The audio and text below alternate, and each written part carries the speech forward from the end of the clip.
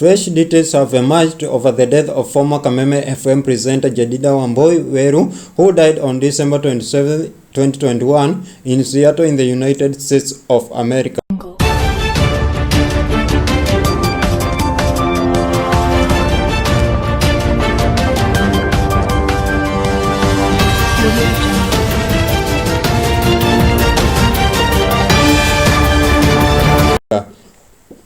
Welcome in Africana News.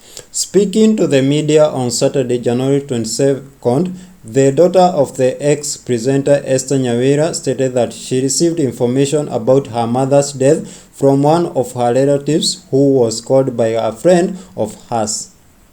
Nyawira added they tried to get in touch with the journalist's husband to explain what had happened to the journalist, who they state was in good health before Christmas Day. In a phone call to the family, Wambui's husband stated that his late wife's blood levels were low and that she lapsed into coma. He also added that her health deteriorated in 2 days, explaining that the journalist was delirious during her last moments.